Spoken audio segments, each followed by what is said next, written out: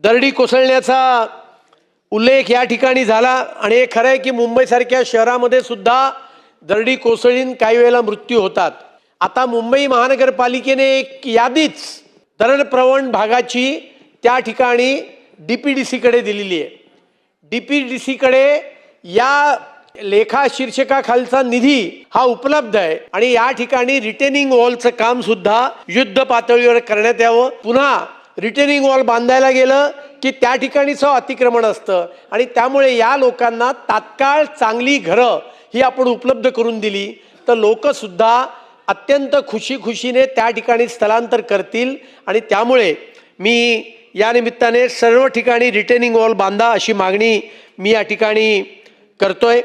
अध्यक्ष महोदय, हे खरं आहे की मुंबई शहरामध्ये पाणी त्या ठिकाणी साचलं जातं आणि याच्यामध्ये एक प्रमुख कारण असं आहे की आपण झोपडपट्टी मुक्त मुंबईचं स्वप्न पाहिलेलं आहे, पण या झोपडपट्टी मुक्त मुंबईचं आपल्याला स्वप्न पाहण्याकरता सन्माननीय मुख्यमंत्री माननीय देवेंद्रजी आणि माननीय एकनाथ शिंदेजींनी अनेक उपाययोजना केल्या। 2011चा कायदा केला अध्यक्ष महोदय, पण हा 2011चा कायदा या सदनाने केला, पण दुर्दैवाने या कायद्यामधल्या सर्व तरतुदींची अंमलबजावणी ही आजही केली जात नाहीये आणि त्यातली एक अंमलबजावणी ही होती की आपण 2011 पर्यंतच्या लोकांना म्हणजे 2000 नंतरचे पुरावे असलेल्यांना आपण प्रधानमंत्री आवास योजनेत घर दिलं।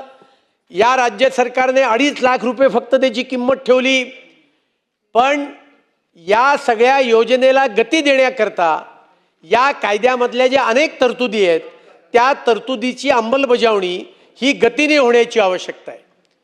या कायद्यामध्ये SRAला नागरी पोलीस देण्याची प्रोव्हिजन आहे, पण दुर्दैवाने याच्यावर अजून अंमलबजावणी झालेली नाही। अध्यक्ष महोदय, राज्य सरकारने क्लस्टर रिडेव्हलपमेंटची योजना आणली, अत्यंत स्वागतार्ह योजना आहे।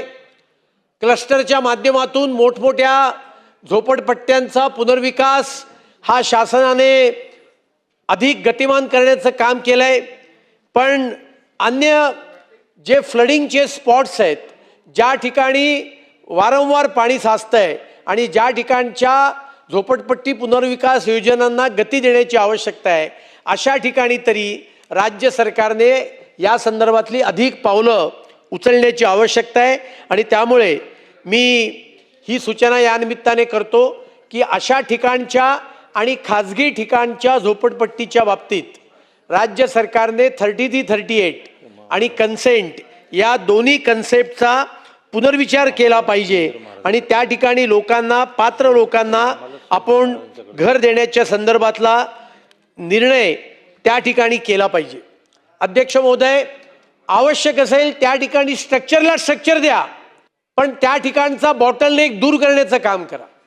मी परवाही सदनामध्ये बोलताना म्हटलं की स्ट्रक्चर पात्र करण्याची भूमिका यापूर्वी सुद्धा मुंबई शहरामध्ये घेतलेली आहे।